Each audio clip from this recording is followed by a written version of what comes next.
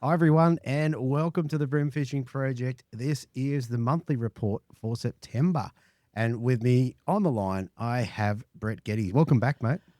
Glad to be back on deck here, Deethy, and roll on September, October. Oh, those winds got to warm up shortly. Geez, we've had some crap weather. Wind, like big winds and rain. Not a lot of rain, Gippsland, but anyway, it is early spring, so we're used to that. We're coming off the back of some tough times. How's it been up there fishing-wise, mate? Mate, for me, it's been terrible. Terrible. It's been, Ditto. There's been rain and donuts and all sorts of stuff. But you know what? There's some good stuff on the horizon. We've got a bunch to get through. We've got a little bit of what cheeses me off. We've got tournaments to run through. We'll talk about the collective challenge to give people an idea of what we're doing over there, a little bit of new product, and then whatever's going on down your way. Plenty to report on in that sense. So I've got a big list in front of me. I've had to document this, Deethy. I've got a fair bit to get through. Very good. All right, mate. Let's roll the intros and then we'll get started. Welcome to the Bream Fishing Project. This is where you need to be every Tuesday to find out all the latest tips and tricks to help you target bream on lures. You'll get to hear from some of Australia's elite bream competition anglers and see how they were able to achieve their results in competitions around the country.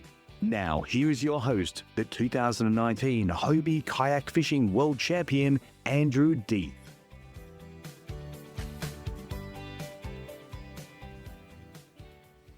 All right, Brett. So what we might do, mate, as always, we might start with what's going on in the tournament scene around the country this month. For sure. So for September, ABT, in terms of bream, they're having a month off. So there's not much going on there.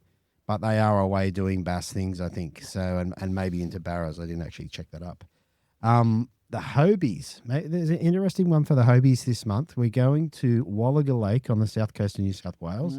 Can chase some black bream. First time. And first time we've been there. Yeah. So fantastic to see a new system. And if anyone's interested, this is still open. And when this comes out, you'll still be able to enter and come down and join in. A couple of interesting things with this. Already we've got 46 entries, 12 masters, Brett. Gee, 12 masters. the oldies are kicking in. There's hope for me yet. So that, mate, we're going to interview, if provided they agree to it, we're going to interview whoever takes out the masters. We'll add that to the mix. Cool. Yeah. Yeah, right. 3 ladies, including one from the collective. We've got Fiona Johnson, Leanne Cowan, and Joanne Ritsu Gallagher. But yeah, all in all, it's shaping up quite well. I think we've got 46 at the moment as we record this. But I know there's a bunch of people who haven't entered that have already booked accommodation. So we'll definitely be seeing a bunch of people down there. How long before you hit masters, Deethy? Oh, come on, Brett. Oh, come on. We can share this, can't we? I'm 54, so I've still got 5 years of not being able to compete against Carl. You're a young fella yet. That's it. Imagine how good I'll be in another 5 years, mate. That's right. I'll train you up, Deethy. Trust me. Fair enough. All right. Now, the Vic Bream guys, they've got the catch-up round for Malakuta, so they're on the 13th and 14th of September as well. So with the Wada guys, they've got their round 3 for the kayaks, which is on the Moore River at Gilderton, and they're on the 7th of September, so early September. And even on that, I had a quick look at their entry list. They've got 20 entered, including 3 women, which is a high percentage. So go the girls. Good one. And last but not least, on that busy weekend, it seems to be that 14th, 13th, 14th, we've got New South Wales tournaments on Sydney Harbour. So that's going to be interesting to see who comes up trumps there and how they go. Sydney Harbour this time of year can be tricky, but it sometimes can throw up big bream. So it'll be interesting to see how their bag weights go. Cool. So good stuff. So yeah. So that's it for around the grounds. Mate, I reckon we need to get into what cheeses me off because I got a bit of feedback. Oh. And I want to hear Go the feedback first. Go the feedback first. What did you get? Okay, so last month I told you everyone about my disdain for baby spinach, about how it upsets me. Yeah. It's everywhere. It's not good. No, it's not. It's not good. It's not good. It made me laugh. It was a good one. But I did get a little bit of, let's call it friendly backlash, Right. and people that really come out in support of baby spinach. They embrace it. They embraced it. Oh, And I actually thought of those people. I thought, well, these guys, these are the defenders of spinach. yeah. And in line with that, there's something I haven't told you. Yeah. I actually thought, you know what? I think we should get some defenders of spinach T-shirts so people can really defend. Ooh, no. Baby spinach or spinach in general? Well, spinach in general. Bit of, Um, bit of leeway. Okay. So I'm going to I'm just going to share my screen with you, Yeah. and I'll show you what I've got made up. Ready? Okay.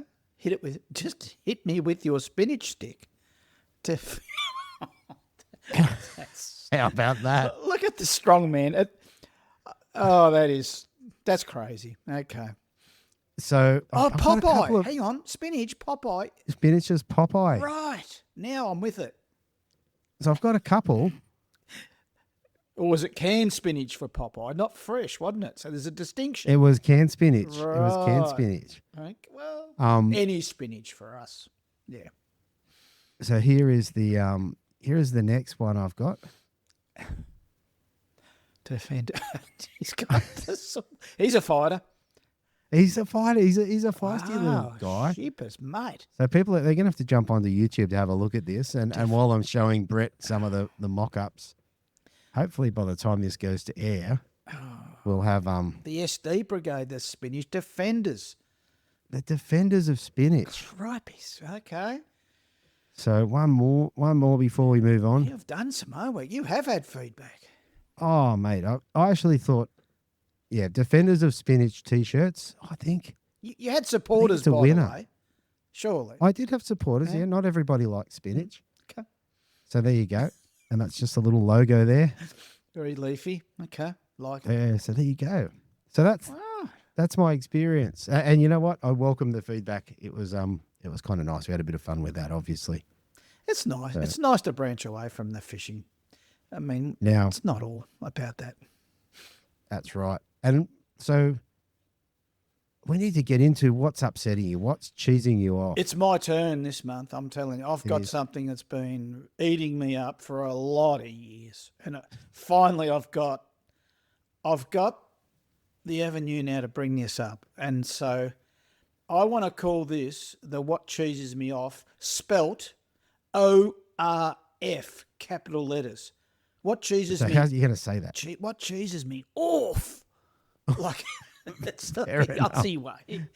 And this is what cheeses me off. Tell me. You know, toilet paper.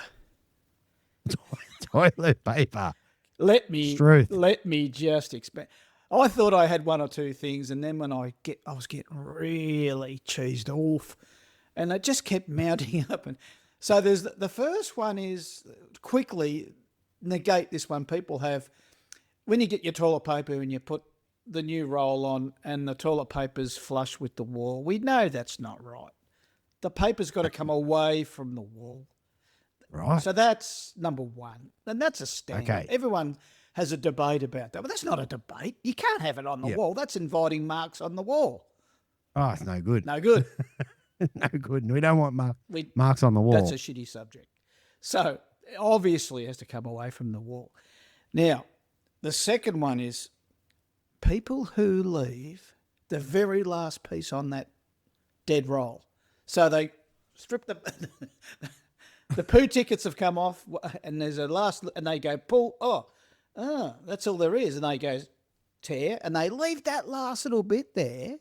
Oh, it's not right. It's cruel for one, because you've hit the dunny, and you've done the deed, and you look over and you go, well, there might be one little bit there. Hang on. And you go to, and see it's glued on, Deethy, and you go to unpeel it, and it breaks up into 2 or 3 bits. And then you just pull it off in disgust and say, who would ever leave that there? That's pretty sad. You know, and that's a number 2. The number 3 is that once you get rid of that dead roll, and let me go quickly to 5. The dead roll, everyone's got a little waste paper basket or a little bin in their toilet. I think they have. Well, we have. And you throw the dead roll in there, and then there's 5 and there's 10. And next minute there's 20. And next minute it's full. No one seems to want to take that flipping bin and put the rolls. They should go to recycling, all the rubbish, but recycling, responsible. It just gets fuller and it just falls over. And then the dog comes in and grabs it. It's no good. That was jumping to number 5, what cheeses me off. Back to 3 is when you put the new roll on. So now you've done the deed and you're ready for the cleanup, and you know those new rolls, fat as they are, and you go to start them. So you pick away, you go pick, it's glued on, you pick. You haven't got time for this shit. it's pick, you get it going, and you slowly, that one sheet, that sheet, get rid of that sheet, then you start again. And then it runs into, and it doubles up onto another sheet. Next thing you got 3 sheets coming off at once. Are you hearing me on this? Is this something you've experienced? Am I just going too full on septic? It's a nightmare. I mean, admittedly, it's probably a first world problem, but it's a problem. There's nothing worse than those layers being, not lined up. The people who make them, I reckon they giggle and they put extra glue on there. I know it's all mechanical, but let's just think they painted on right, the glue. Maybe. Yeah, I'm thinking that. There is one more, which rounds out the 5 topics of this subject. It cheeses me off. The place where people put the dispenser. So, right, your toilet roll holder is now in our toilet. It's to the right and it's ergonomically placed, right? So easy to reach, so you can peel it off, and as much as it may be empty, and my partner's to blame to this, but anyway. We'll send her a copy. She's going to get a whole big rundown on these poo tickets.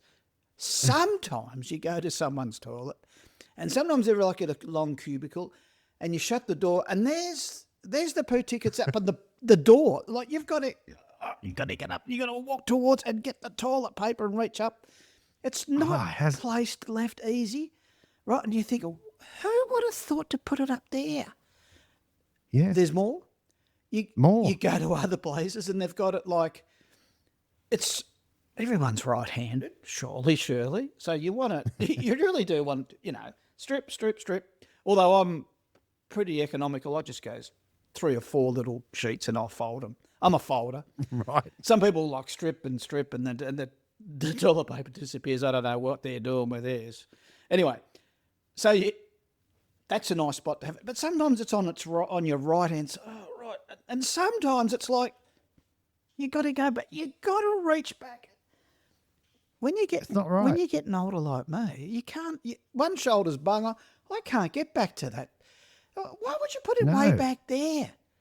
Who thought, I've got an idea, let's put the duddy paper back there, or back on the left, or... Oh, mate. So, I don't know, Deethy, the whole toilet paper thing just doesn't seem to be done right. And it's not right, mate. That'll do me. I'm over it, but I've finally got it out. You've got it out. I found a platform. Thank you. Yep. Thank you. There was a fair bit involved when I really delved. There's a fair bit that I've got it off me chest. Thanks. I was going to say, you've sorted it. You feel better. I think. But is there anyone listening? Well, I guess we'll find out. Feedback, please. Yeah, it has been an argument. The roll over and under has definitely been a problem. Oh, it should be a no-brainer. Away from the wall. Come on. Fair enough.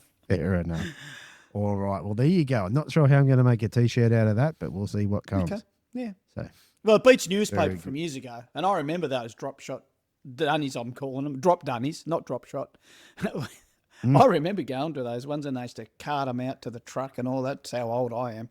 And that was a newspaper job. Cripes. Yep. So, look, who am I to whinge and bitch about it? Well, it is better. It is better than new newspapers. All right, mate. What we might do is I just want to wrap up on the free rig and drop shot that we did in the collective last month. Yeah. So for me, like it was tough. I really struggled to do it. Yeah, but I did come across a lure. One of the guys posted it in the chat. I did come across this one. It's an open packet because I've used it. It's a Jackall drift crab mini. Yeah, I've never seen them. Wow, that's tricky.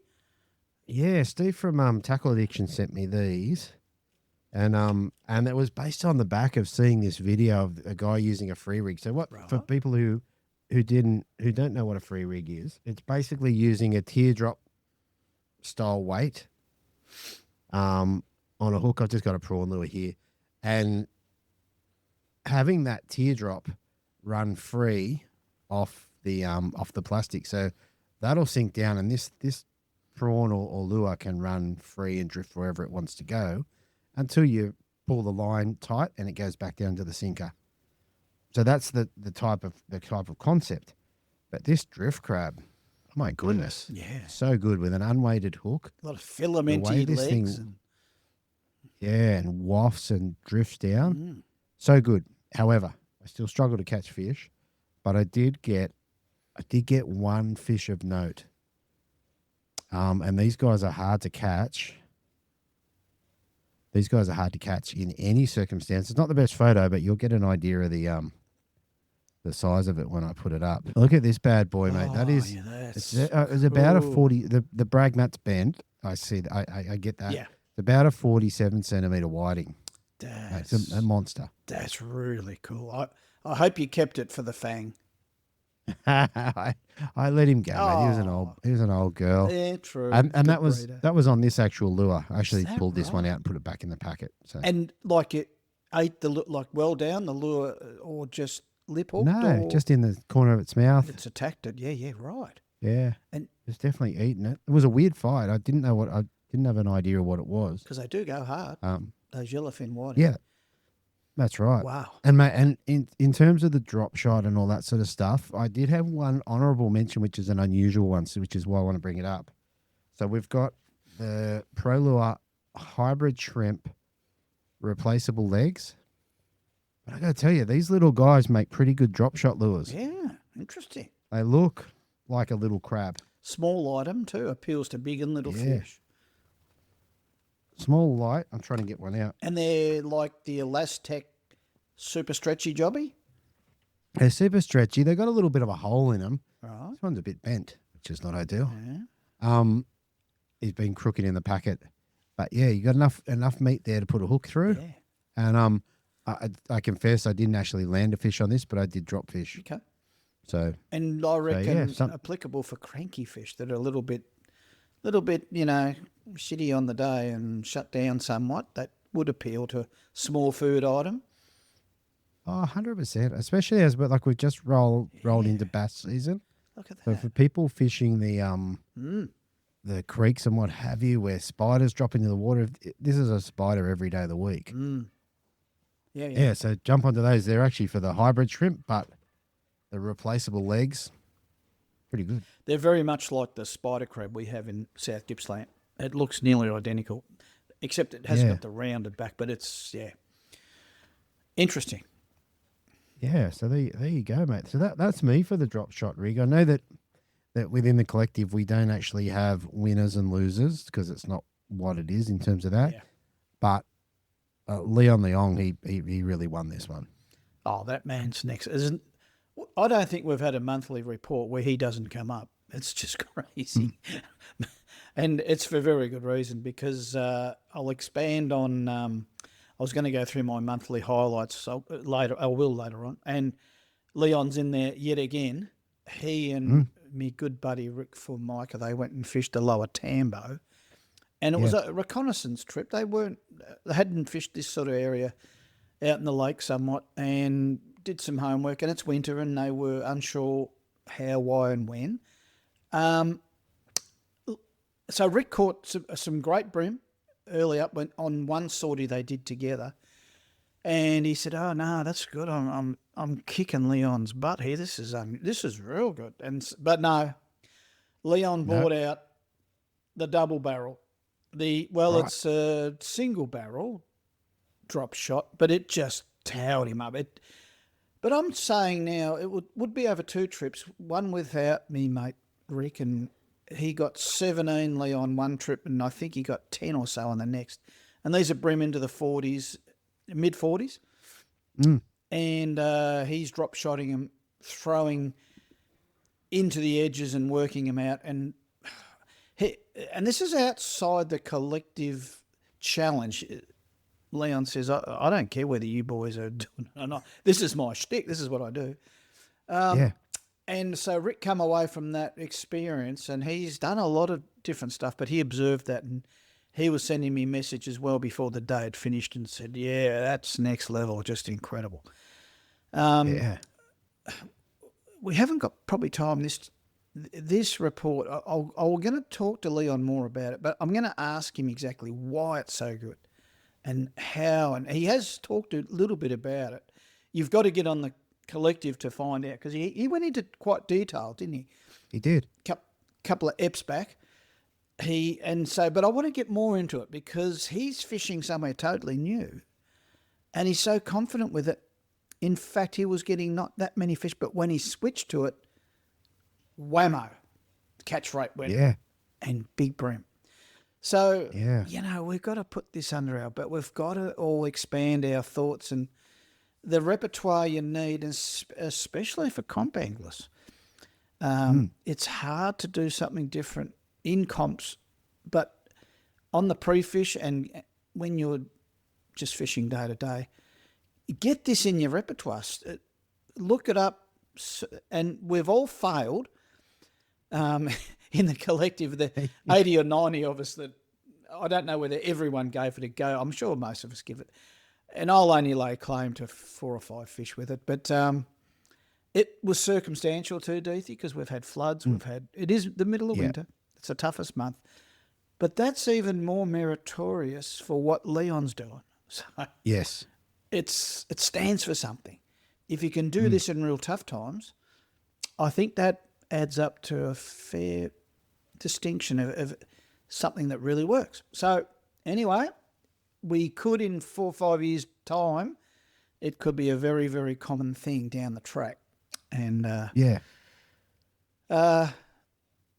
but did you get any other feedback from the others on the drop shot? Have you heard much from even outside the collective? Not so much. I mean, there was a couple of guys in the last meeting that spoke up and caught a few fish. Like Leon wasn't the only one to catch fish. What I would say is there is definitely a place for it.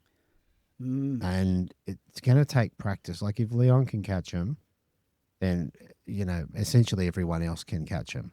Yeah. They've just got to learn how to do it. Yeah. And it seems that in the sessions that you've spoken about, that it was not only just a way of catching them, but it was an effective way of catching them. Oh, so, and I had a total blowout. I caught a beautiful big bass on. I was dropping it down in structure because it's structure friendly. Yeah. You can have your weight on the bottom and the lure and so forth is up higher. So you're not bouncing into much structures on the bottom anyway. If you're fishing structure that's higher up, it's same. But what I have come to grips with is that the lure, your plastic, particularly if it's a floating one, you've got your weight on the bottom and it's wafting and moving, and it's doing stuff that other plastics don't do. In fact, that's right. The big one for me is this. It's the plastics now doing. I mean, there's been every single bream and perch ever lived, and maybe other species too, have seen a plastic on a jig head. That's right. But they haven't seen something that's just doing silly stuff. And so, that's right. Yeah, so my bass, and then of course, I thought, I've had a big win. I've got the key, and this is it. And I never caught another fish. So like you, I packed it up and said, I don't think I'm brave enough or smart enough to keep this up. So I went back to me other ways. And in fairness, I whacked a whole heap of fish. So it may be seasonal and it may be perseverance, don't know. Yeah, and I think the other thing that I thought is like a couple of things. So one of the guys that I got in to speak to the collective was Ben Monforti. He's out of Brisbane or Gold Coast, I can't remember, up that way anyway. And he's free rig based, which is this free running sinker. These are Joseph Gardner's ones, the blue lip weights, Tungsten. and this lure wafting up and down and free. And like you said, if it's floating and that's got a bit of slack line, that's going to go back up. And then as you pull tension on the line, it's going to come back down. So I think particularly something like this lure, I'm so excited about it. It so much action, but unweighted. You can't cast it far enough. But if you put this on it, you can cast this to the moon. This is a 7 gram. You can cast this to the moon, get it well away from where you are, and even then allow that to just float down naturally. So quite interesting. And one other thing I'll add to that is you've got that lure moving around in a confined area, because we're often throwing, weighted plastics on a jig head, and we throw them way out and we work them back to the yak, boat, bank, whatever. This sort of scenario is you can drop that down and you can get maximum movement for maximum action for minimum movement along the bottom. So this is what I think is really big about black bream. I'm not so sure about yellows. That's what my teabagging thing's all based around, is that you're giving it maximum movement, but it's not getting out of their zone, their comfort zone. They might own a little bit of country. It might even be, a square metre, might be smaller. You're giving that lure, whatever, plastic, blade, hard body, crab, whatever. So that's an important thing too, and I think that really turns bream on a lot. They don't have to become uncomfortable and move into another bream's territory and follow. And a lot of the times they're not wanting to follow. They're sitting there and they're doing their thing and they're probably not even feeding. But if you do something right in front of them. So, there is a little bit in that as well. Yeah, I think so. I'm not done with it, particularly with these, like fishing an oyster lease pole or something like that, where you can cast in relatively close to it, and then, like you said, have that crab move in and around in that one location just by either moving your rod tip towards it and away and just picking up the slack line. Did you get snagged up much? No, I didn't lose a rig. No. That's what Leon tells me too. Doesn't snag up. Yeah, I didn't lose any. What I did watch, because I did some research on it, and one that caught my eye was an American guy talking about bass, and they found the bass were following the sinkers. Interesting. The thing would come in and they'd come and watch the sinker, and they had different results for different coloured sinkers. Wow. So the sinker would be here and the free rig would be here, and they'd follow this in and inquisitive and look at it and then go and grab the lure. So I think sinker colour is something that might come into it as well. Because they're opportunistic feeders, all fish are, and seeing something that is unusual because they're not used to seeing those teardrop, those tungsten weights and whatnot. So that's another element. So, interesting. Yeah, so what we might do, this probably moves quite nicely into the next challenge. So what I've picked for this one is we're going to do, or we started doing curly tail grubs within the collective, and I went through my garage and there was just like a bag of grubs, like just old school, more than I could, way back, more than I can hold it. Everything. Yeah. So in terms of some of the old school ones, here I've got some mans. They're about a 1 inch scented grub. Gee, that's going back. Now, it says on the back of the packet here, contains spice, all in capital with dots between them. I see it. It's on the front too. Yeah, nature's feeding stimulant. Who knew that? And it's got American flag on it, so it's a Yankee land jobby. Yeah, it's American. I've got a couple of different packets of that. Yeah. One of the ones which is, it's somewhat old school. I've got a couple of different packets, but, well, it's not really old school, but the Pro Lure. Yeah. These are a great one in regards to, like, at the moment, all the sort of common grubs at the moment, whether it's a bait junkie or a Z-Man, they're all the TPE or plastic which floats. whereas I don't think these ones do. I think these ones will sink. Yep.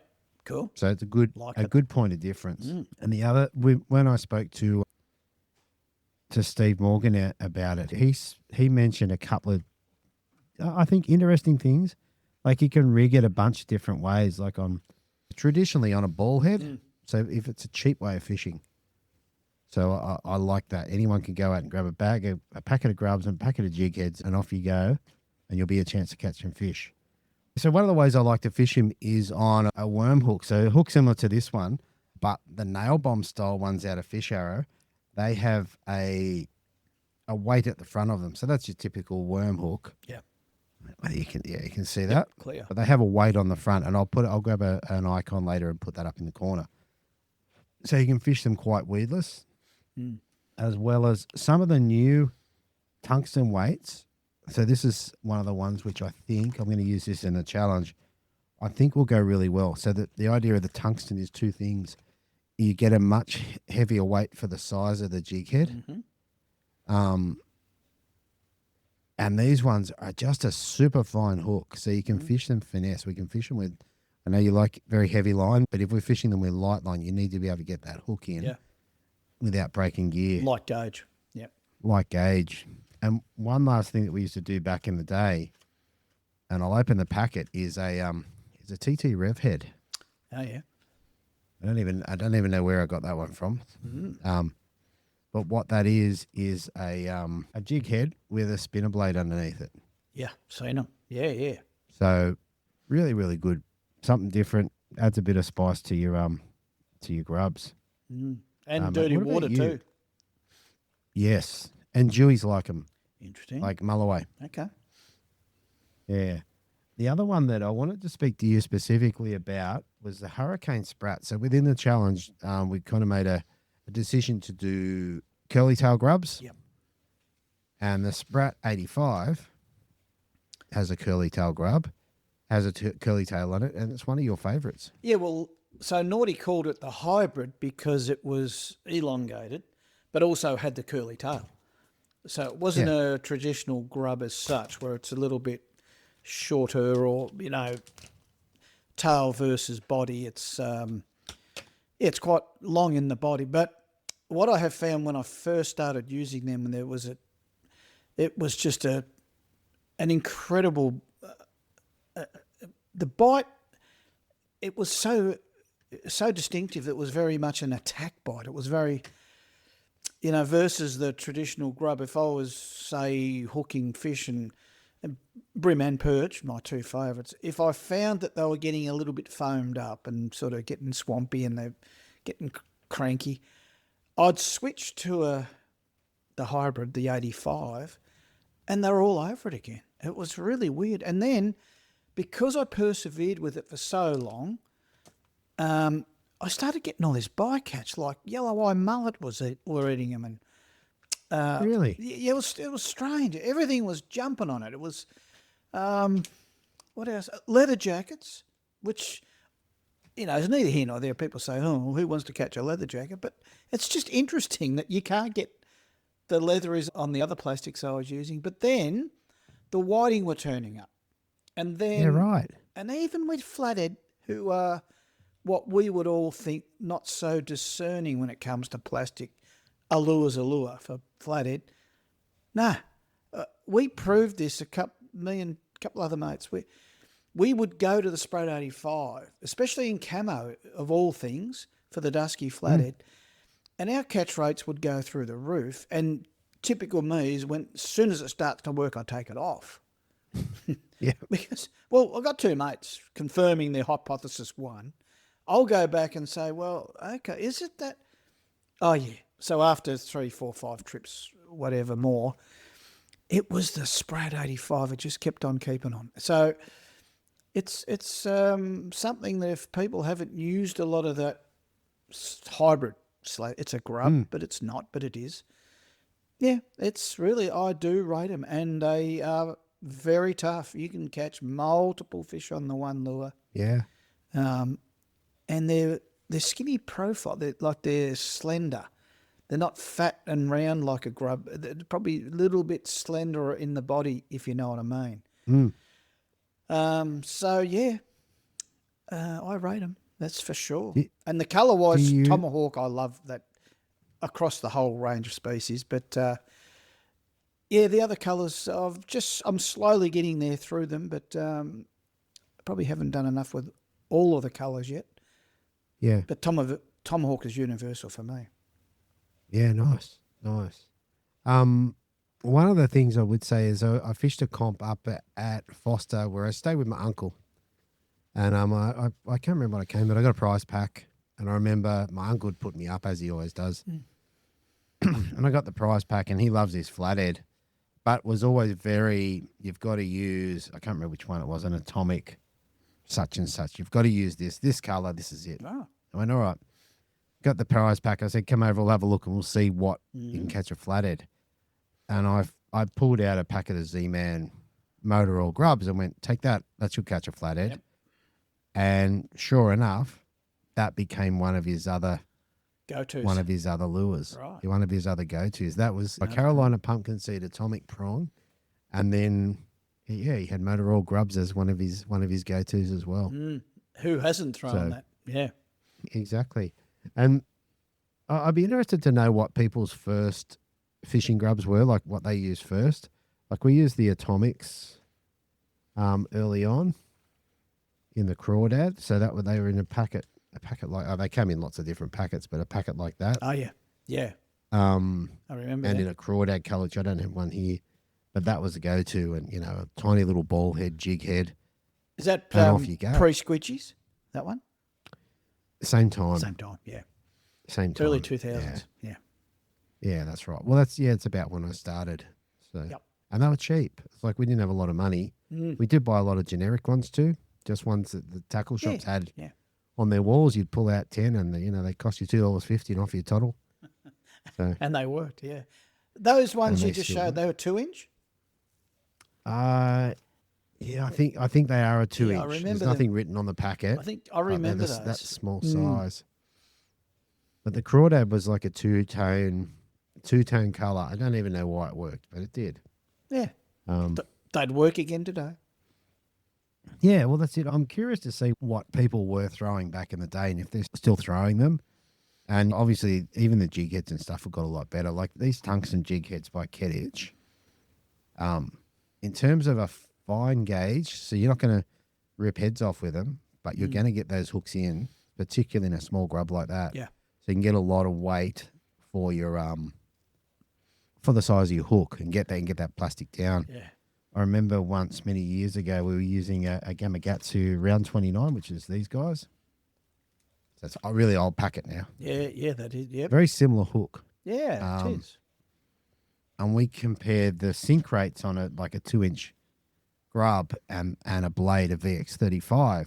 They're very similar. So you can search the same amount of water, but with a different lure. Like a vibe is a very distinct lure, and a grub is obviously a lot more subtle. So About 3.5 grams, I reckon, both lures. yeah, and not much resistance really on. Well, if the blade flutters, there's a lot of resistance, but if it goes straight down, there's almost none. So Interesting. I recall way back, we were getting Mr. Twisters and cutting a tail off and turning him into a grub. right, Because they were chartreuse for perch. We wanted that 3-inch grub-like profile. And so we were, snipping one tail off and, we were turning them into the grub. So, and that was a big thing for quite a few years, I reckon, way back. yeah. So that's another interesting thing. It just brought back memories, yeah. So in terms of grubs, that's what we're doing. I mean, when I looked, there was just so many different grubs, and even in my garage, there was a massive bag of grubs, more than I can hold up.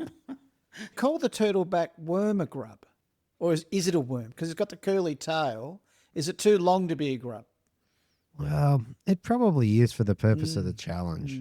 Like the idea of the challenge is to shrink the circle of lures down so you focus on one thing. Yep. But within this, if somebody went, I'm just going to focus on the Sprat 85s, I go, that's my thing. Well, there's a lot of value in just learning how to use that lure to the best of its ability. Yeah. or it could be the bait junkie. They go, okay, I'm going to go through these. I'm going to try all the different weights in them. There's ways to rig these weedless as well, just on a normal jig head, which you can do. But I think the narrowing of the focus is helpful. I like if you're going to try and practice it, I think it's worth having, 4 rods with 4 different grubs on them or 4 different weights. What about and just see the what works. what about the creeper? It's like a prawn profile with a curly tail. That comes I think that's comes into the family, doesn't it? Surely. Yeah, I think that's definitely part of it. Yeah. Like you take those legs off, it's a proper grub. Yeah. So, because it's so yeah, I think that, and I think that's a great initiative. You reminded me. I watched the video that Morgo did with Mick Horn, which I think's on the Rapala website, and Steve. Yeah, so Steve, he not always a big fan of different colours, but they found that the chartreuse colour was a standout. loved it. And Steve, as he is, tested it and came back to chartreuse. So yeah, so definitely, I was going to say jump online and get some of those. And the squidgy bug just been re-released. Oh, yes. The grub. I don't think they're in stores yet. I haven't seen them. All right. There's a lot of talk about it. People reminisce they must have loved that bug. Funny how it disappeared off the face of the planet. Yes, but you know what's good, Brett, is in that time that bug's been out of production, our lines and rods and everything has progressed so far. Good call. We're going to be able to throw that bug another 5 meters. Yeah, unweighted. It's going to make all the difference. Yeah. Yep. Yeah. And I can't. I had mates that weighted them and they preferred to sink them. So I remember maybe Starlo talking about it, going, we designed this as a surface lure, but we've got people using it as a grub. So for sure. Yeah. Yeah. I can't wait to see those and then the rest of the range that's coming. So it's good to see. Very good. All right. I reckon that's enough grub talk for the moment. Tell us about what's going on down your way at the moment. What's happening in Gippy? Oh, gee, I've got a lot to get through, Deethy. It's time's marching on, so I'll try and speed this up a bit. I want to quickly tell everyone about my year's tally so far. I keep the running diary going year on year. So this is year 26 coming up. This year so far, I've caught 1,306 bream. Oh, wow. Yeah, it's been a good year on the bream. And I've got 1,474 perch as of last few trips. So wow. Yeah, that's in perspective. That's 110 days though. So okay, that was my next question. Yeah. So there's a fair bit of effort if you doubled that figure, if you tallied that figure and divided by 100 plus days. Yeah. So there's some big days and there's a couple of donuts, not many, but this year's going good. It's up there with some of the best I've had. And in total, this is pretty interesting. This tally really always makes me smile. I still can't believe it. But anyway, in all those years I've been keeping records, I'm up to now, let me just check, at 23,874 bream. Wow. 19,300 perch. That's, hang on, in total, about 40-something thousand fish. But I will also say that I count big and little. No, so much squeakers. And I don't count the ones that fall off at the yak, and I've got a little bit there. I have a cut-off point. If it's if I pulled it up out of the water, it's dropped off. Anyway, so that's an ongoing tally. I've sort of just kept that going for a bit of fun, and it's quite amazing to think that I've encountered that many fish. So you reckon a man would get sick of it, but I've got a problem, TD, but it's maybe a good one. So I mean, if you average out your fish for this year, you're on like 30 fish a session or something like that, or 25 or 30. I've had some big sessions. I've been lucky. And I've fished a lot more because I've been able to. I haven't had family commitments and other stuff too. And the weather's been great. And all the fish, or the best fishing, has been local, really close to home. Quite a few years, I might have to go to Tamburn or I might have to go Marlow. But the last 4, 5, 6 years, Tamburn's come to my back door. And Yeah, right. And even, Bem is right close handy now. As in, the Gippy Lakes have become everything that I used to have far east Gippy. It's all here on my doorstep. So I know On I've talked a doorstep, lot about that. But is there any so you've been fishing recording for quite some time. Do you think in the last 5 years is there anything that's changed, like in terms of lures or presentations, or is there anything that's contributed to that, that good of results? The salinity levels in the Gippy Lakes have helped. There's that. The no netting has helped for locally. But as far as techniques and so forth, I'm going to say yes, is because I reckon I'm always learning. Yeah. And I'm fishing lighter. I'm fishing shallower, fishing more lake orientated, less snag bashing, and other lures that come along. I'm saying the muss, one of them. Yeah, wow. Yeah, a big turnaround on that, and I'll expand on that in a minute.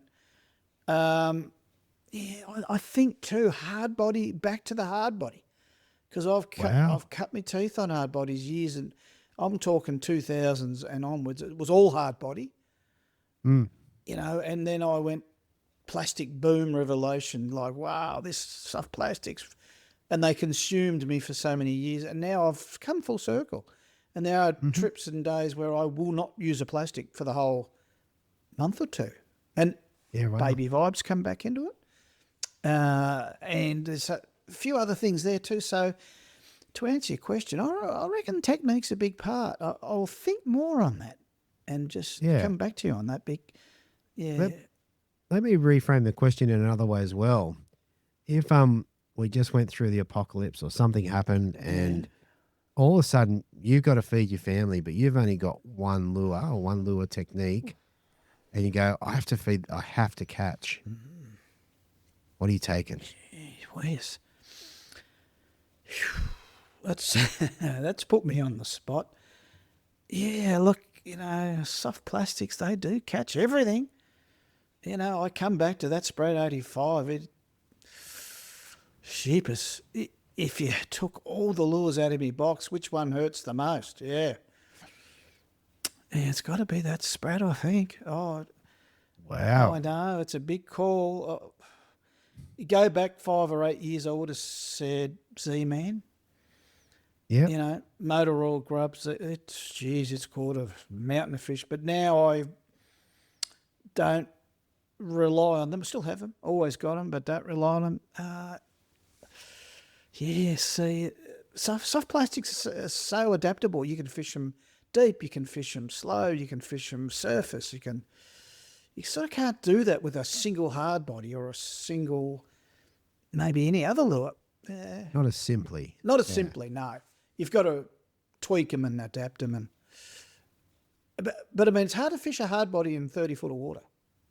That's right. That's Bibbed right. Unless hard it body. sinks like a rocket. Yeah. But I think, don't know, what would you say? I think I'd probably take a baby vibe. Wow. Because I've caught so many fish in so many situations. Yeah. Are we species orientated, or is it across the board, all species? Well, all the species I catch, like I've got dewies on baby vibes. Yeah, that's where I was going. Or mulloway on baby vibes. Obviously flatted because they kind of eat them. Yeah, they love them. Whiting, brim, flatted, luderick. Cockle or black? Oh, I don't know. The cockle's been great, but if you're going to give me one, I'd probably take the black. Yeah. But the cockle has been good in certain situations. Yeah. Nice. Yeah, so that's nice spin-off question. I like that one. Yeah, it's interesting to think like that, and through the challenge, I've got to put the baby vibes away. Yeah. The only time I get them out, it's a test to see if I go, okay, is it because I'm just using the wrong lure, or are they shut down? Or are they shut down? So yep, I'll always have me go to. Even all challenges I've had, I've swapped and changed. That's my thing. To prove anything, you have to actually take it off.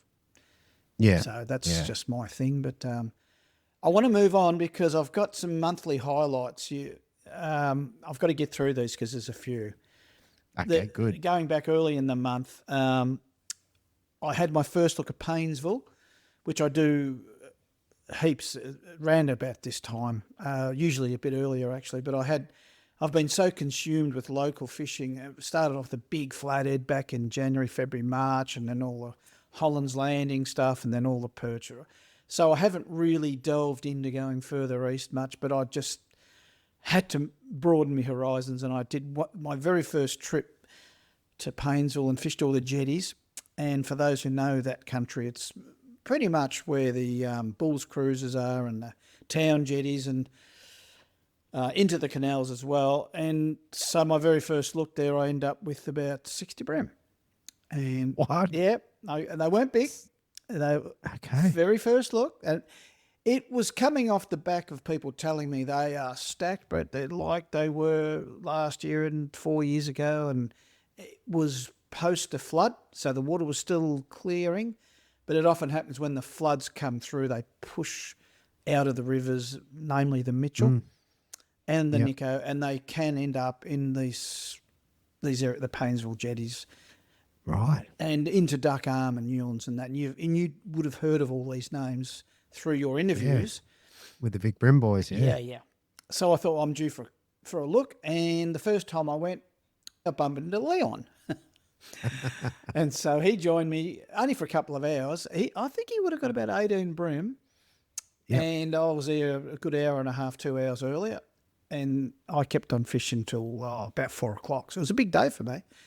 So when I say he got 18, I got 60 odd. Well, he was only there 2 hours. And he tried the drop shot and that didn't quite work. But when we put the muss lures on, it was just chaos. I was using the Blue Lip Micro. Mm-hmm. Love that lure. Wow. Gee, that's I'm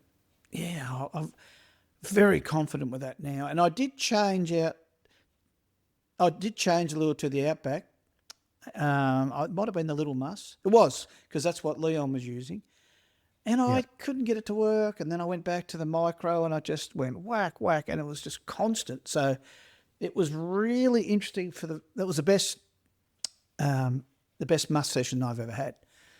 Yeah, wow. It just kept coming. And then I thought, well, yeah, typical me, take it off, got to see if it's really that good. The problem is I put on probably the second best lure for that scenario, and it was the Black Baby Vibe. Yeah, right. And it monstered them. And so I thought, I don't think I've proved much there. So then I put a 2-inch grub on, Z-Man, and I couldn't get a touch, 10 casts. That's all it took. Wow. Yeah, not a single touch. And Leon said, no, Brett, take the soft plastic. They're not eating soft plastics. Stop it. And I said, okay, I'm listening. Okay. And I just left that Micro muss on, and I stopped counting at 60. But look, they weren't big. They were 24 to 28s, all of them. I reckon I had 5 or 6 around about 34 to 36. Dropped one big one, actually, but that was another thing. A bit peeved with that. Were they all black in colour, the vibes, the muscles? Yes. Oh, yeah, all black. Yep. All black. All black. And you were on your, I can't remember what it is, but 17-pound leader. Yep, 8 kg. Yep. 8 kilo. How do you go through it like that? The Blue Lip one in particular is really light. How are you casting it? Is it okay? Just let it sink. It just adapt to it, let it sink. And because I'm fishing heavy like that, you don't get to feel it. I think it's got a mini little vibe to it. I'm sure if I went to 4 or 6 pound, maybe I do feel a bit of action through it. But DC, they were grabbing that on the drop. There was no brains behind the technique. So that was a real switched on session. And Leon commented. He said, "I just love it when they're on the musses here in this scenario. It's just such good fun." And so we're getting fish a cast. And if we weren't, then we're dropping them and, they're falling off halfway back, whatever. But it was just a great session. Really, really good fun. But I will comment on the fact. So I left that for about a week. I came back and fished locally and had some more great fishing local. Latrobe and Lake Wellington again. And then I thought, oh, no, I've got the bug. I'm going to have to go back with the muss. And, it was about probably a third of the amount. And the fish had nearly all disappeared. Lucky I had the Okay. sounder. I had to scoot around. I wasn't casting for half an hour at a time. Couldn't find fish. Up and down the jetties into the moored boats area, and then bang! Oh, there they are, lit up, and yeah. So and then as soon as I cast, I was getting them, but the majority of fish had shifted and backed out. And then I was there only last week, late last week, and early last week, sorry, and fish all gone Really? like a desert. It's crazy. Wow. Yeah, That is crazy. Couldn't get a bump. So it's just, that's the nature of it. That's bream fishing. That is fishing. That's fishing, really. Yeah, well, So, full yeah. stop, yeah. So there is that. I wanted to talk about one of the members in the collective, Ben Hodgkins. Now, he's listened in a few times on the collective. He hasn't contributed, but you will hear from him. And anyway, we've been buddies for 3 or 4 years now, and we've fished together a bit. He lives down at Perch Central. He lives right near Anderson's Inlet. And so Okay. he contacted me.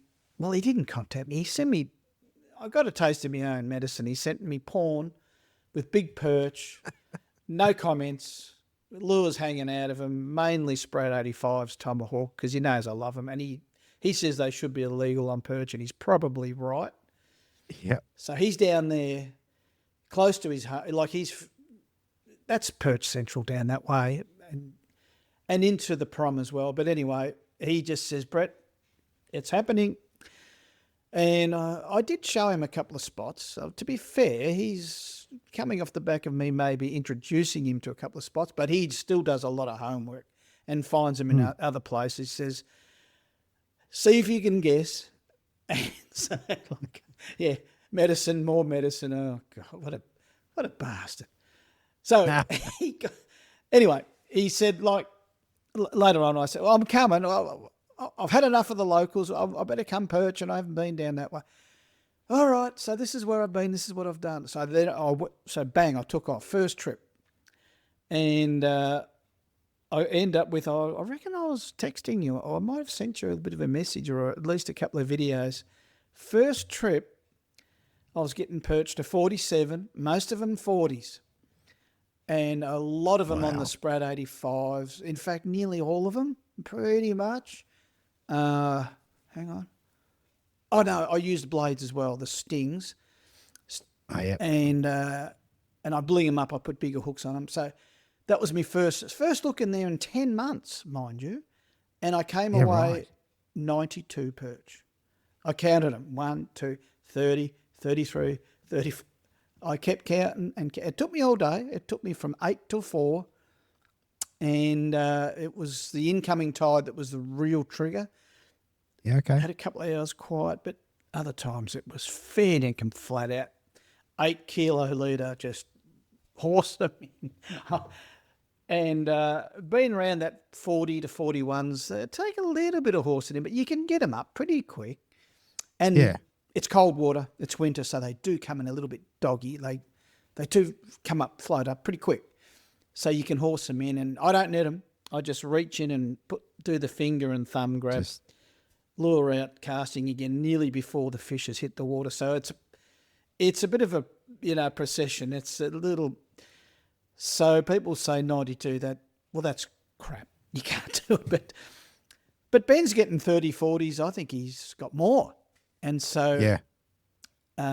But okay. So question then, if you guys, I got to go back to the Sprat 85. What sort of jig heads are you putting in these?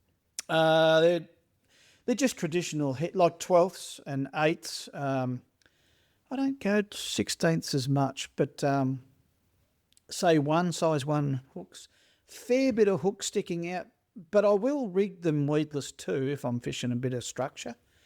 And that's fairly common for that area down there. It's a lot of mangrove country down there.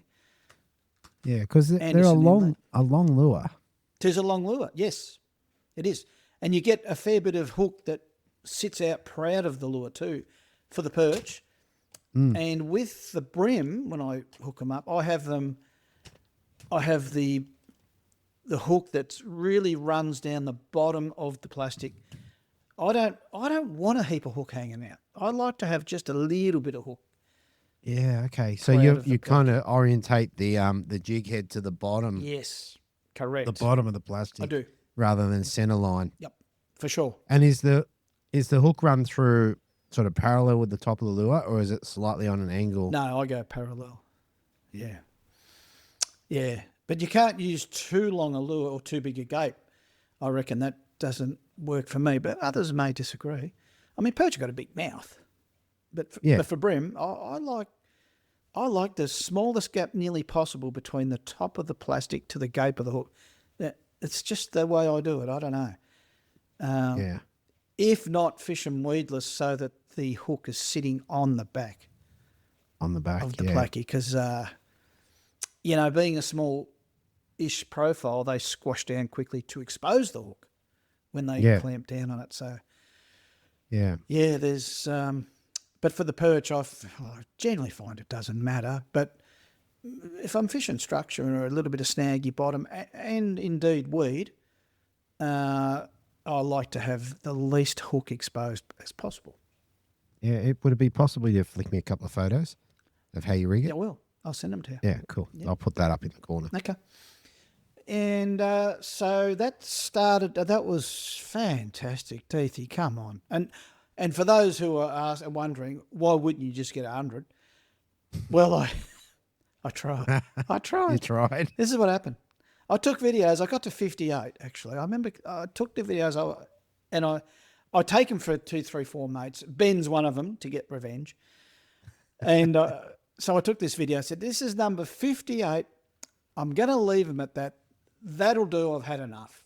It's a man's caught enough perch in his life to not have to go anymore. That'll do. I'm going home. Well, as I left that spot and sort of had a flick here and a flick there, it just went. It was chaos. It was just... So I just kept hauling them out and I kept catching them and then I did the double rig. Deethy. Right. I branched. I says, okay, well, this is going... This is crazy.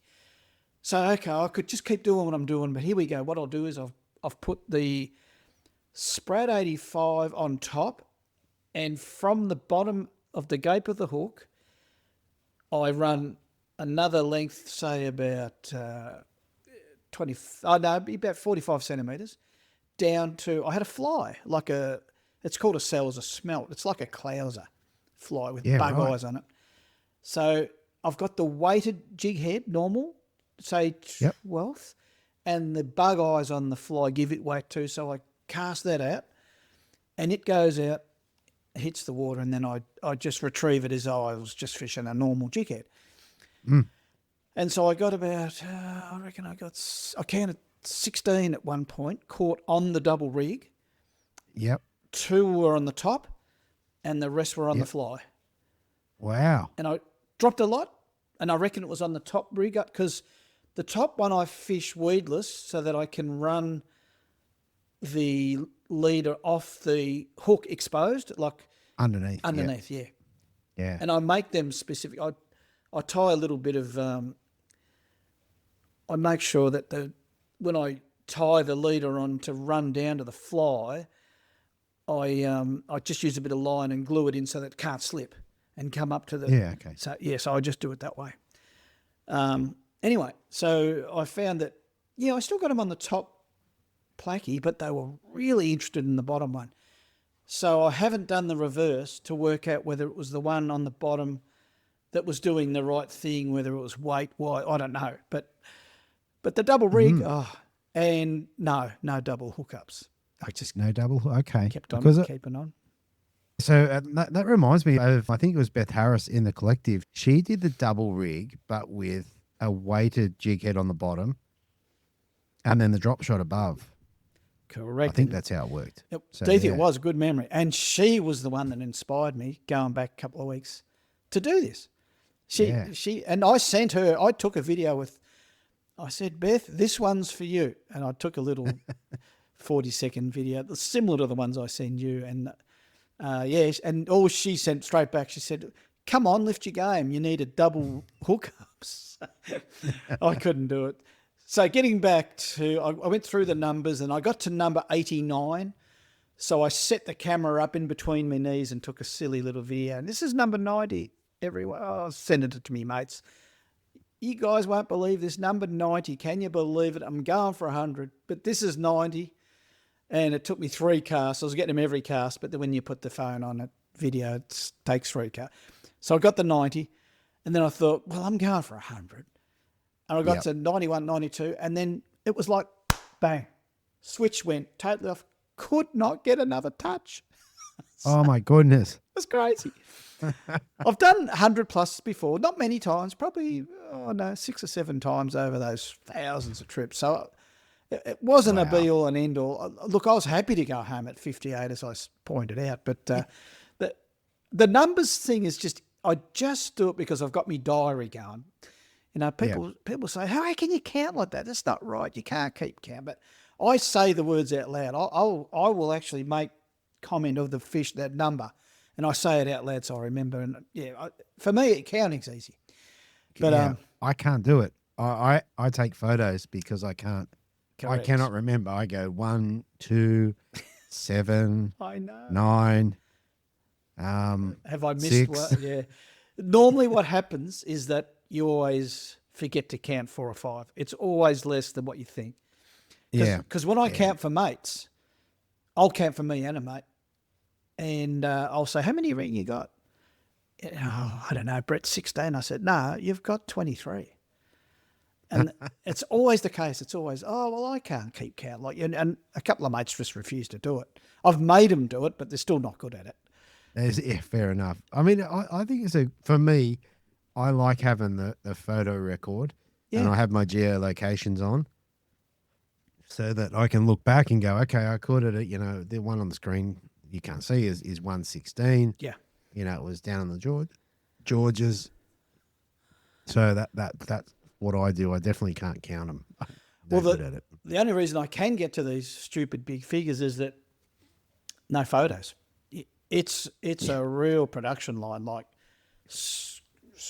reef them in, scoot them in, unhook them, no net. Once you get a net involved, you got the hook stuck on the net, and it takes too long. Oh no, and because I got heavy leaders, I just lift him up, Deethy. 47 centimetre, just lift him in, pin his tail between me legs, get the hook out. Before he hits the water, as I've said, I'm nearly casting again, so it's a little bit of a and then people say, why don't you stop and enjoy the fight? You can't just reef them in all the time. Well, they still give me curry, but I'm not so much about the fight. I just want to trick them. When you trick them and you've got them, that's the end of the deal for me. Like, I mean, I know it's great fun and it's awesome and fighting a massive big PB, blah. But I'll take me time. And incidentally, I'll back the drag out if I know, oh, geez, this is a big one. Right, this is a perch over 50. Okay, hold everything, unwind it, just take it. But when I'm going, it's going to be a 40, right, get him in quick. And I'm nearly looking for the next casting spot, so. That's right. That's right. Is the buzz for you that, like for me, sometimes it's just that hook up. That's all it matters. You just go that hook up. And sometimes, especially if you're letting them go, there's times where I come in and they fall off. I go, oh, that was good. I didn't need to hold that. For sure, yeah. And it's the trickery. You're right. Yeah. I just want to trick them. Once I've got them, that for me is the end of the ball game pretty much. It's not to say I don't enjoy the fight, but here's the thing. I don't want to stress them. I want them in and I want them back. And I want them to almost think, oh, what happened? What happened there? I like to, anyway, that's just me. We're all different.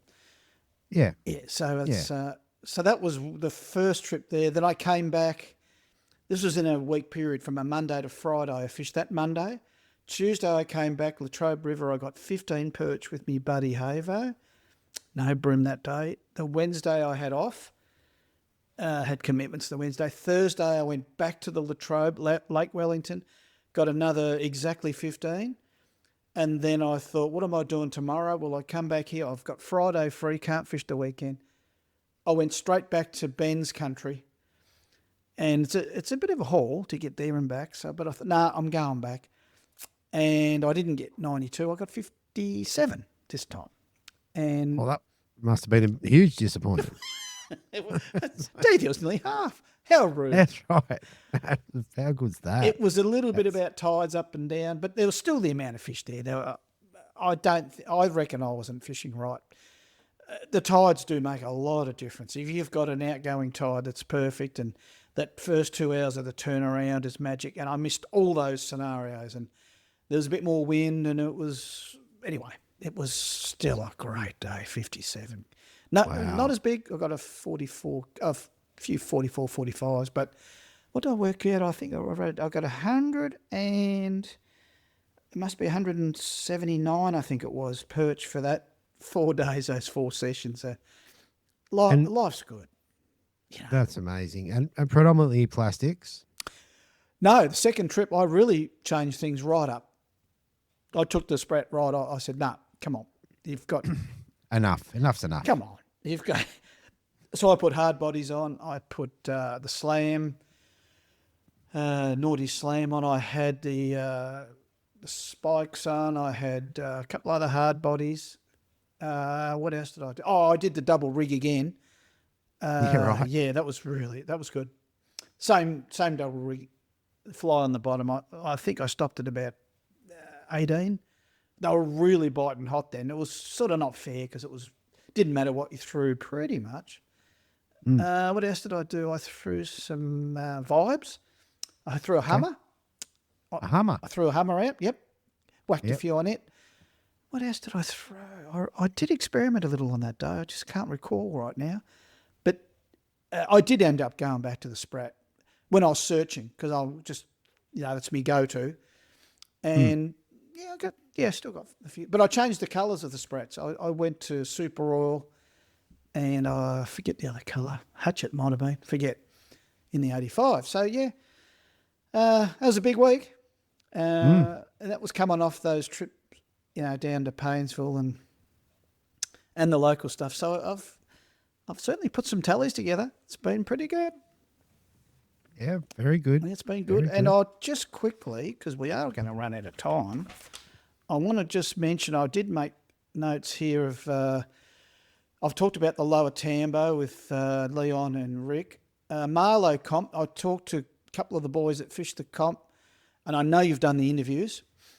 Yeah. And they found it pretty tough. It was fast-flowing water. Fish weren't hanging where they normally did. It was a lot of fishing just off the rock walls, fishing deep, fishing heavy. Wow. Yeah, okay. Tony Petty was one I talked to. He and I think he teamed up with Bruckle, didn't he? Yeah. That's right, yeah. And so they did and a few perch caught, but all round pretty tough going. And some of them went really high in the system. And that was of real interest to me. They went way up and did particularly well. And I'm sure that would be in your interview. Yeah. Now, I want to talk about James Russell. He went to Tamboon and whacked a whole heap of fish there. That place, gee, I miss going there. I used to go there regularly. Just haven't been able to get there. Going on just with the conversation I've just had with all the perch and the local stuff. But anyway, he bit the bullet and took off by himself. I think he only had a couple of days there. Absolutely whacked him. Multiple species. Fantastic report that. And while we're talking about James, he also went to Port Albert, which I've been busting to, and I think I've been talking about this ever since we started the monthly report. I still haven't chased squid, still. Oh, no. Oh, crazy. Anyway, he went down, had his first look at a couple of our hotspots, honey holes we go to, bagged out, so it's definitely on. And I looked on my fishing diary this time last year, absolutely slaying we were. Right. And so he's done that, and he said, yeah, well, come on, Brett, lift your game. What are you doing? Come on. Oh, right, okay. And another good buddy, Frog, he's a mate of both of ours, and his 2 kids, Lexi and Lockie, they bagged out. So that's 30 squid. Wow, that's in one amazing. little tinny, 2 kids, and that takes a bit of orchestrating. Oh, that's got to be messy, mate. Oh, he said, what? 2 kids, like you've got them hungry and screaming and, I want to do that. And, this one's stuck. And Dad, I can't, the lure's upside down. Wow. Oh, But he's such a good dad. He does this every year he does this. And he put me onto these couple of honey holes. So thanks, Froggy. I'll be there shortly. I've said that for only 9 months. But But what if you talk about a honey hole? So obviously, they don't want specific spots. But what are you looking for in terms of structure and Yeah. is there some things to look for? It's not really a honey hole. We've just got some marks that are in the Port Albert and mainly also the Welsh Pool estuary. It's got more, squid in it. It's got more perch in it too. But it's got more squid in it than the Port Albert. But Port Albert's closer to us and it's taken some homework. So what it is you're looking for that structure of the weed and it's got to be certain depths. Then they're not in 3.5 metres. They're not in 2. They're in that 2.7 to 3.2. It's really specific. And Yeah, right. notwithstanding that the tide change is a good 1.5 metres. So you have to search and look around. Can't sound them. So it's just a lot of looking. But generally speaking, over say 8 or 10 trips, you find out where and what they're doing, and they're creatures of habit. They won't be far if they're not in the spots you found. So in terms of area, it might be say 200 metres square, and that'll be your honey hole for that maybe the season. Right. It's interesting because, half a K that way and 2 Ks that you won't get them. And if it's too sandy or if the bottom's not right, if the tide's too fast, you won't get them. So there's a little bit in it. But in the end, when you find your so-called honey holes, well, they all turn into one. So you think, oh, this is just like I got them up there. But it's a different spot, but it's the same scenario. So I'm not trying to be swampy about it because there's that many squid down there. You'd never make any dent on the population. It's just impossible. They're an amazing critter. So that's been happening too. And I reckon that rounds me out for this area. Okay. I could maybe move on, but I want to hear a little bit more about your end, mate. What's because I know Carl, he put my mate Rick on a couple of spots when he was fishing Tom Uglies and all that area up there. And so the fishing must be getting a little better, is it? What's the readout? Well, it's a tough time of year. Typically, if we go back 10 years plus, August, September, after a few years of doing it, we're like, we're just going to hang the fishing rods up and not fish. Ditto. We've got a little bit better, but I've only been out a couple of times due to the weather's been foul and the water's chocolate and I've not been super well. Like, so combined with that, I don't want to go and sit in the rain. You've had 3 floods, like in succession. Yeah, we've had a bit, and even up till I think it rained till Friday night last week, and then all of a sudden it was supposed to keep raining, but it dried up. I haven't done a lot of fishing. I did speak with Mick Eddinghausen. He got a flatted on surface down in the Hacking day before yesterday. Chasing. So I'm pretty excited about that. What was he chasing to get one on surface? He was chasing them on surface. He's chasing with a 130 mil bent minnow. Grouse, right? So, mate, like the really big bent minnows and the crossfires, so exciting. Oh, know a lot about that. So in terms of that, I haven't done a lot tomorrow. So I'll have to tell you about it next month. But I think tomorrow we're going to go and hit the Cooks. Okay. Because I haven't done that. So Cooks River runs out of Botany Bay. Yep. On the Georges, and he and I haven't fished there, so we'll go and give that a go and see if we can catch either a big bream or maybe a mulloway. So is that a normal early September sort of jobby each year, or? I don't fish it a lot. Okay. It's more we just haven't fished there, and give it a go. There's always good current in there, so it should be a little bit cleaner potentially. And it's definitely a place for some big bream and some big perch, and a good place to get roasted. So love the perch talk. I love you getting perch up there. You love to get and coming up like with Wallaga coming up, I had hoped to get down there, but I didn't get down there for a proper pre-fish. So we'll do the Friday, Saturday, Sunday, and hopefully we can get into some black bream. So that'll be exciting. New system, no one's fished it. Because the cut-off point's this weekend, isn't it? I think it's this weekend. Which should be the 30th. I'm supposed to fish the AFT on Sunday, which will probably happen on Sydney Harbour. Okay. It's up at Tunks Park. It got moved out of Rose Bay because of the Sydney Marathon. Oh, yeah, yep. So that kind of rounds me out because there just hasn't been a lot of fishing. Been a lot of getting grubs together, so I can't wait to have a go at that. I definitely want to have a crack at the Sprat 85 and really put that through its paces.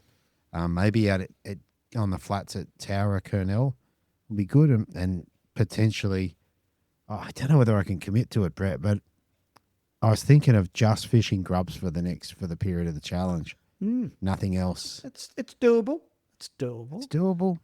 Have to be very brave. Not when you're a Baby Vibe fan, though. Ooh, I know. geez, Even the that's- competition, though, just going to fish grubs. Gee, I couldn't do that, to be honest. It's live or die by the sword, mate. Wow, you're committed. Okay. So yeah. Okay. So, mate, one thing I think I mentioned, I can't remember whether I mentioned it at the start. I got a little present for you, mate. You got a present? Well, that's nice. Jeepers. And I'll have to get it to you because it's cold, and this is something for the cold. So my lovely Right. mother, Yeah. she's made you this, or Look maybe a brown one, I don't really know. Yeah. Or a black one. Yeah. It's a knitted neck tube to keep your neck warm, mate. You gotta be. How good is that? Right. Yeah. So there you go, mate. You will not only look good, but you'll be warm. I'm gonna treasure it. Oh, Come mate, on. it's soft, it's comfortable, So you've had and you're one going to be. years back, have you? Yeah, I've had them before. I had these before. I had a few different types of ones. Yeah. I even gave one, or I gave a couple to Mark Saxon of Saxcent fame Right. when he was running his charters, because he was cold mornings all the time, Yeah. and kept his neck warm. Yeah. Oh, winter's big down here. I've got big woolly socks on, and I've got my cap and the beanie on top, and I've usually got the buff on, but now I've got a better buff because that's a warm one. It's a warm one. So, mate, what's your favourite colour, mate? You can have black, navy, or brown. Yeah, I reckon navy because it's got look. Navy. Hey, look, Oh, mate, it'll tie in. won't it? It'll be beautiful. It'll be beautiful. Anything.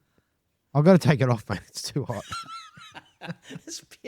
Oh, mate, I'm chuffed. Okay. Well, I look forward to that. So there you go, mate. A little present for you. Oh, I do love presents. You know I love presents. I treasure them. Beautiful. Yeah. And it's going to get skanky. I'm going to have to wash it. It's going to get... Yeah, you might have to wash it now, mate. I know, I put the black one on. So there you go. All right, mate. We're about to wrap up, but mate, there's something we've got to cover, mate. You've got a bit of news for us.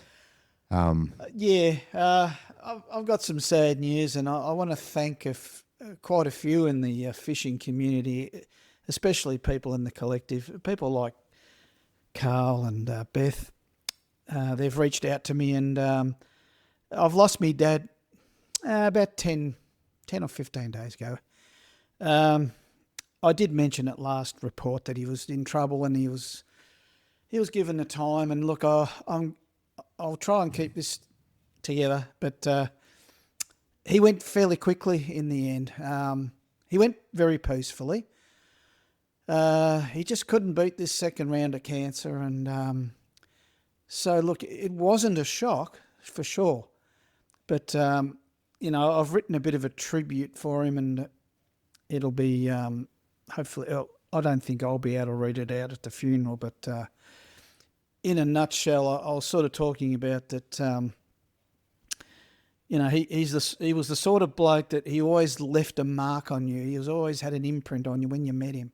He just wasn't your normal, ordinary guy. He was, and I suppose everyone says that about their dad. But look, he was an entertainer.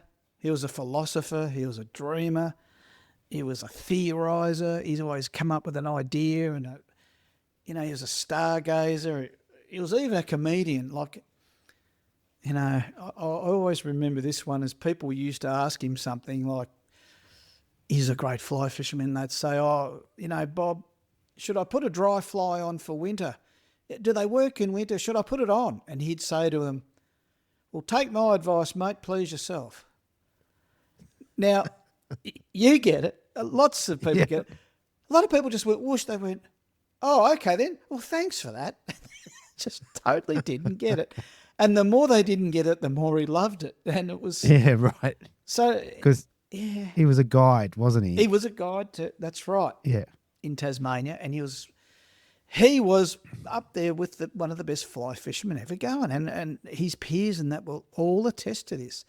he wasn't the prettiest of casters or whatever. He didn't aspire to be like that. All he wanted was that fly out in that lake.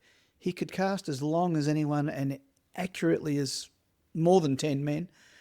But as far as a double haul and all that sort of, he said, "Oh, I haven't got time for that, son. This is it. You got to get the fly out there."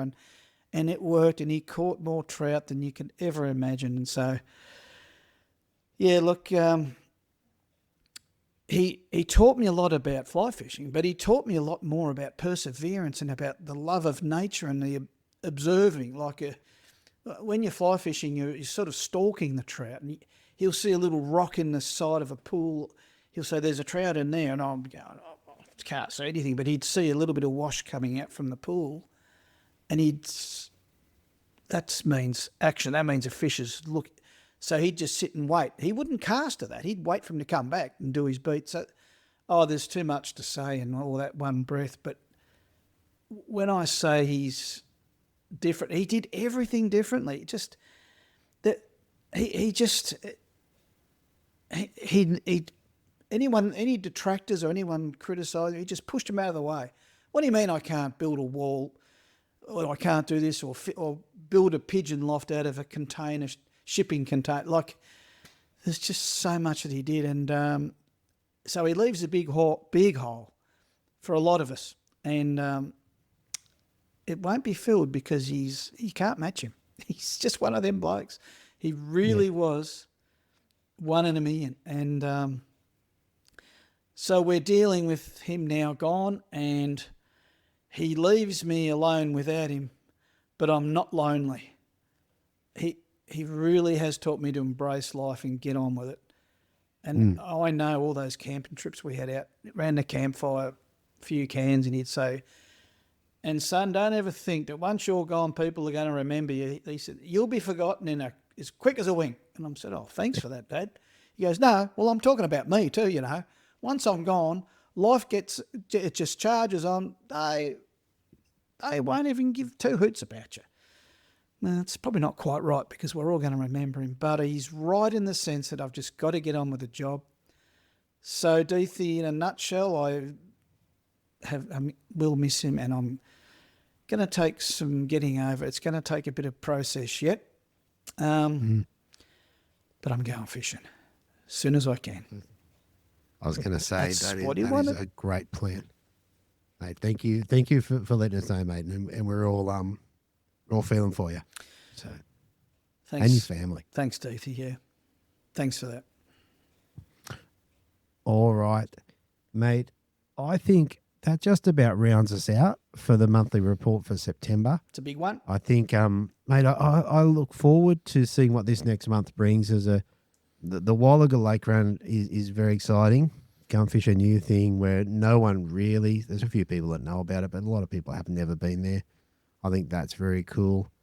And I look forward to seeing if you do send me a photo of a squid over the next month. I was just about to round up, and I'm going to use reverse psychology. I'm going to say, I'm not going near a squid for one whole month. Right, don't do it. It has to work. I'm gonna finally go. That's how I'm gonna say it. Fair enough. And mate, just one more thing before we sign off, mate. What's the album? That is Neil Young's "Comes a Time," and Right. there's a song in there. It's called "Going Back," and it's what I think about with me dad. Is because at the moment I don't want to live for the now because it's pretty painful. I don't want to look forward because there's a bit of pain there too. But when I look back with what I've done with him and what we experienced and what we shared, going back helps me sleep. I get on with the job. I'm smiling now because I think back. Yeah. He really did give up a lot of himself to me, and I'm going to be able to do that to my son. So going back at the minute, that's where I'm at. That's why I've got that Neil Young album there. I knew there'd be something in that. All right, mate. Look, and thanks for coming on for the whole show, mate. I appreciate it. And, mate, we'll talk to you again next month. Great chat. Thanks, Deethy. Thanks, mate. Thanks for listening. Hopefully you were informed, inspired and entertained. If you were able to learn something or just enjoyed listening, please consider subscribing and rate us on your favourite podcasting platform.